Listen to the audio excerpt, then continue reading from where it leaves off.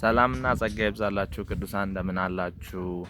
እንግዲህ ሰሞኑን ስለ እግዚአብሔር ወንጌል እየተነጋገርን ነው። በእግዚአብሔር ወንጌል ውስጥ የተገለጠው ሕይወትና አለመጥፋትም ጭምር ነው ብለን እየተነጋገርን እንገናኛለን። የሚገርማችሁ ነገር በአዲስ ኪዳን የተገለጠው የእግዚአብሔር ጸጋ ሰዎችን ሁሉ የሚያድን ነው እና ይህን ጸጋ ስንሰብክ ማወቅና መረዳት ያለብን ነገር በመጀመሪያ የምናስደስተው እግዚአብሔርን ነው። ይሄን የአዲሱን ኪዳን በአዲሱ ኪዳን የተገለጠውን የእግዚአብሔር ጸጋ ስንሰብክ ማለት ነው የሚደሰትብን በመጀመሪያ እግዚአብሔር ነው። ምክንያቱም ወንጌል የእግዚአብሔር ደስታ ነው ማለት ነው። እግዚአብሔር የሚደሰትበት ነገር ነው። ለዚህ ነው ሐዋርያው ጳውሎስ እኔ ከሰው አልተቀበልኩትም የተቀበልኩት ከእግዚአብሔር ነው። ራሱ ኢየሱስ ክርስቶስ ገልጦልኝ ነው እንጂ ከሰው ፈጽሞ አልተማርኩትም። ስለዚህ ሰውን ደስ ስላሰኘ ነው ወይስ እግዚአብሔርን ደስ ስላሰኝ ይህን ወንጌል እሰብክላችኋለሁ ብሎ በገላትያ ምዕራፍ 1 ላይ በጣም በጥልቀት ሲናገር ትመለከታላችሁ። ወዳጆቼ ዛሬም ቢሆን እውነተኛውን ወንጌል የሚቃወሙ ሰዎች ብዙ ናቸው። ነገር ግን እኛ ሁሉ ጊዜ ሰዎች ተቃወሙንም አልተቃወሙንም ንጹህን የእግዚአብሔርን ወንጌል የጸጋውን ወንጌል የእግዚአብሔርን ወንጌል ልንሰብክና ለሰዎች ልናስተምር ይገባል። ምክንያቱም ሰዎች ይታነጹበታል። ሰዎች ትክክለኛ የእግዚአብሔርን ማዳን ይወርሳቸዋል፣ እንዲሁም ሌሎች እንዲወርሳቸው ያደርጋሉ ማለት ነው። አይ ይሄን አልሰብክም ካልን ሰውን እናስደስታለን። እንደውም ጳውሎስ ሰውን ደስ አሰኝ ዘንድ ሰብካለሁ ብሎ ዝም ብቻ አላለም። እንደውም እኔ ከሰበክላችሁ ከዚህ ከእግዚአብሔር ወንጌል ውጪ የእግዚአብሔር ማዳን፣ የእግዚአብሔር ፍቅር፣ የእግዚአብሔር ጸጋ፣ የእግዚአብሔር ጥበብ ከተገለጠበት ውጪ እኔ ከሰበኩት ውጪ መልአክ እንኳን መጥቶ ቢሰብክላችሁ እንኳን ሰው አይደለም፣ እንኳን አገልጋይ አይደለም፣ እንኳን የሕግ መምህራን አይደሉ መላእክቶች እንኳን ቢሰብኩላችሁ ከሰማይ መጥቶ እኮ ነው ቢሰብኩላችሁ የተረገሙ ይሁኑ ብሎ የሚናገርበት ታይምም ነበረና ወዳጆቼ ወንጌል ተገልጧል። ይሄ ወንጌል የእግዚአብሔር ወንጌል ይባላል። በዚህ ወንጌል ብቻ ነው ሰዎች ሊድኑ እና በነጻነት በአርነት ሊኖሩ የሚችሉት። ያለዛ ሰው አርነት ሊያገኝ አይችልም። ሰው ያለዛ በነጻነት ሊኖር አይችልም። ክብር ለእግዚአብሔር ይሁን። ስለዚህ በዚህ ወንጌል የእግዚአብሔር ሕይወትና እንዲሁም አለመጥፋት ተገልጧል ማለት ነው። ሃሌሉያ! ክርስቶስ በመሞቱ ክርስቶስ መስቀል ላይ በመሰዋቱ ለኛ መስዋዕት በመሆኑ ይሄን ተሰርቷል ማለት ነው። ይሄን በመስበካችን እግዚአብሔርን ደስ እናሰኛለን።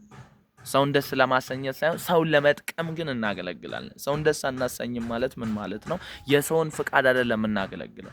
በእግዚአብሔር ወንጌል ላይ ከሚገርማችሁ ነገር ሰዎች ላይስማሙ ይችላሉ። ሰው ላይግባባ ይችላል። ምክንያቱም ሰው ሁሉ ጊዜ ምንድነው የሚፈልገው ሲባል ሲደመርን ይፈልጋል፣ ደባልን ይፈልጋል። እግዚአብሔር ግን ያለ ደባል ብቻውን የሚሰራ ነው። ለዚህ እኮ ነው ኢየሱስ ያድናል የሚለው መጽሐፍ። ኢየሱስ ያድናል የሚለው ያለ ማንም አጋዥ ያለ ማንም እርዳታ ብቻውን ያድናል ማለት ነው። ኢየሱስ ክርስቶስ ያለ እናንተ ስራ ያድናል፣ ያለ እናንተ ጥረት ያድናል፣ ያለ እናንተ ሃይማኖት ያድናል፣ ያለ እናንተ ጸሎት ያድናል። ይሄ ማለት ግን ስራው ሳይሰራ ቀርቶ አይደለም። ስራውን የሰራልን አካል አለ፣ ክርስቶስ ኢየሱስ ይባላል። በሰውና በእግዚአብሔር መሀል መካከለኛ የሆነ ይለናል። በሰውና በእግዚአብሔር መሀል መካከለኛ ማን ነው ሲባል ኢየሱስ ክርስቶስ ነው።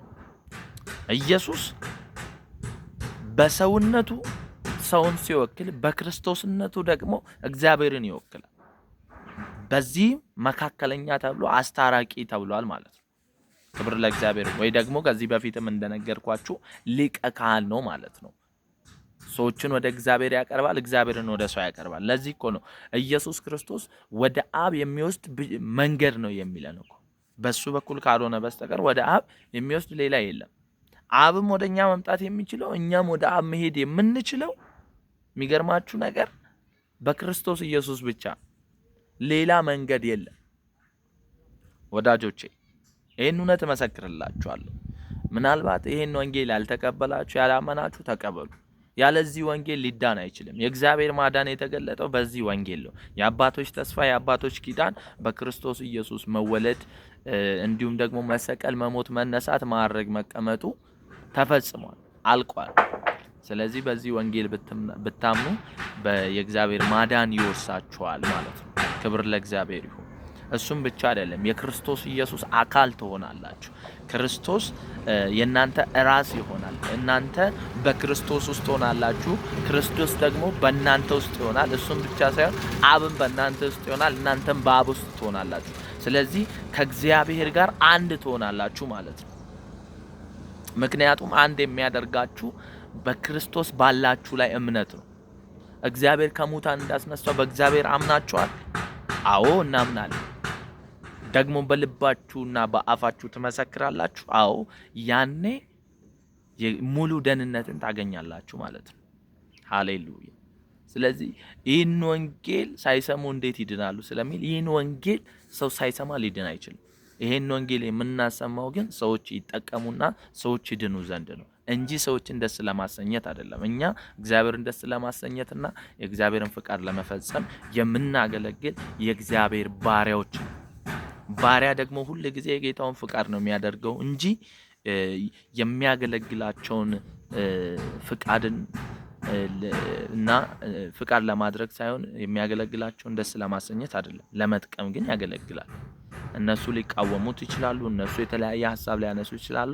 የሚመለከተው ነገር የለም። እሱ ባሪያ ለሆነለት ለንጉስ ነው እንጂ ባሪያ የሆነው ለንጉሱ ልጆች አይደለም። ክብር ለኢየሱስ። ኢየሱስ ክርስቶስ ይወዳቸዋል። ስለዚህ እኛ ወንጌልን ስንሰብክ ሰውን ደስ ለማሰኘት ሳይሆን የምንሰብከው እግዚአብሔርን ደስ ለማሰኘት። ምክንያቱም የጠራን እሱ ነው፣ የሾመን እሱ ነው፣ የቆጠረን እሱ ነው። እሱ ነው የሚያከብረን። አንድ ቀን በበጉ ፊት ሃሌሉያ የክብርን አክሊል የሚሰጠን እሱ ነው። ደግሞ አክሊላችን የሚሆኑት የምንጠቅማቸው ሰዎች ነው። ጳውሎስ እንዳለ አክሊሎቼ ናችሁ እናንተ ይላቸው። ስለዚህ ሰዎች ላይ መስራት ይገባናል ማለት ነው። ወዳጆቼ በሰው ፊት ከብራችሁ ሰው አጨብጭቦላችሁ እግዚአብሔር እንዳያዝንባችሁ ልትጠነቀቁ ይገባል ማለት ነው። መንፈስ ቅዱስ ራሱ ክርስቶስን ሊመሰክር ክርስቶስን ሊያወራ ስለ ክርስቶስ ሊናገር ነው የመጣው፣ ለሌላ ነገር አይደለም። እኛም ደግሞ ባሪያዎች እስከሆነ ድረስ ይህን ነገር ልንናገር ይህን ነገር ልንሰብክ ተገቢ ነው ብዬ አምናለሁ። ስለዚህ ወንጌልን ስበኩ። የማንን ወንጌል? የእግዚአብሔርን ወንጌል። ይሄ ወንጌል የእግዚአብሔር ንጹህ ወንጌል ነው። ይህ ወንጌል የእግዚአብሔር ፍቅር የተገለጠበት የእግዚአብሔር ኪዳን የተፈጸመበት ነው። ኢየሱስ ይወዳችኋል። ኢየሱስ እውነትን መንገድን ሕይወትን ነው። መዳን በሌላ በማንም የለም፣ በኢየሱስ ክርስቶስ ብቻ ነው። ሃሌሉያ። ተባርካችኋል።